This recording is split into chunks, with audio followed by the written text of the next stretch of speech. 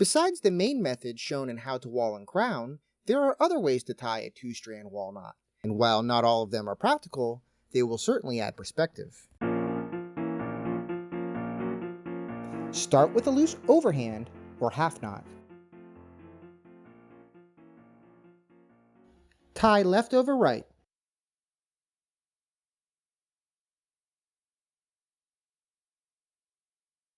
Pinch the bight together and pretend it's the stem.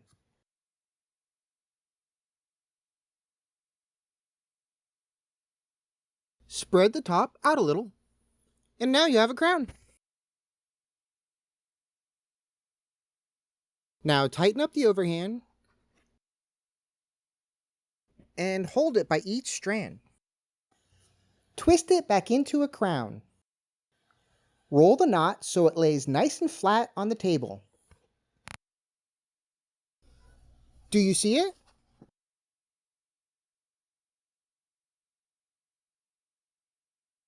How about now? Now invert the stem and tighten. Now you have a wall, and the loop makes a great attachment.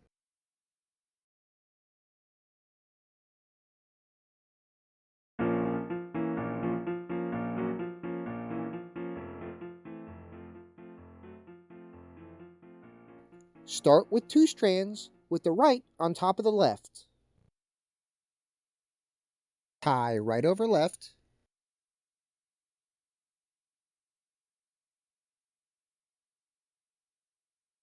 And right over left.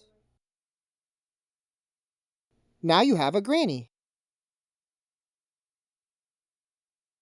Do you see the center opening? The strands of a wall always enter and exit the center.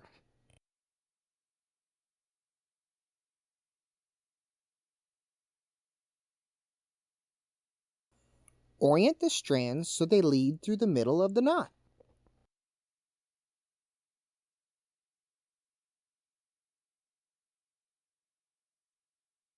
Now you have a wall.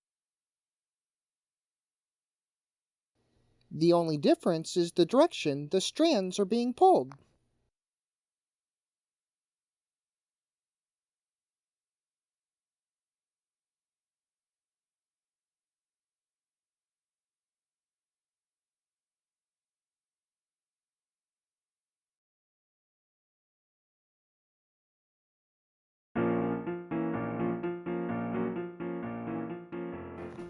Here's another great method for tying a wall. Make a loop in one strand. It doesn't matter which strand. And it doesn't matter whether the crossings are on the top or on the bottom. Whatever you choose, make sure the crossings are facing outside and not inside.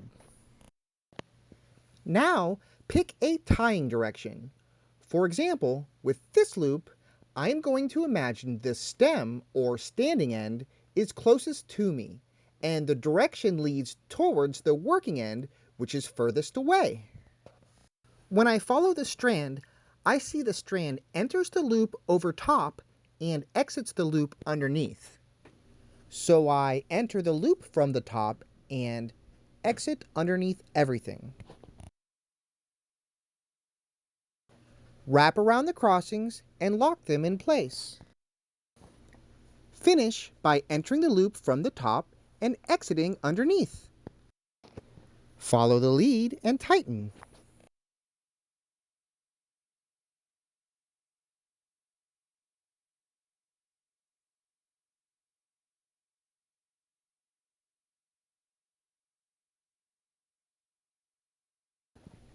Here we're tracing towards us.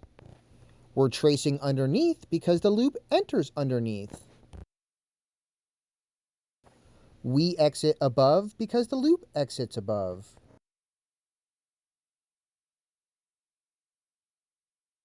Wrap and lock the X. And follow the lead.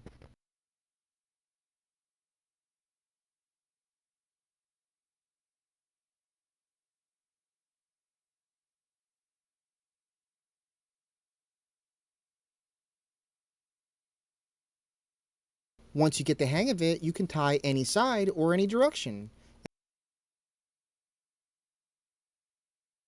And it's also possible to tie sideways.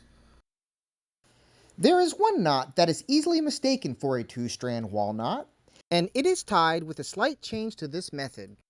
I've seen it called the modified snake knot, which is a fine name indeed. But in the 1944 publication of the Ashley Book of Knots, it is named the Granny Mesh Knot, number 3786, and it's very useful for making a net. Now, the way to tell the difference between these knots is by looking at the stems. Remember, a wall has strands that lead through the middle, but the granny mesh does not. The only difference is when exiting the loop. So, the granny mesh looks alike and ties alike, but will it make a snake?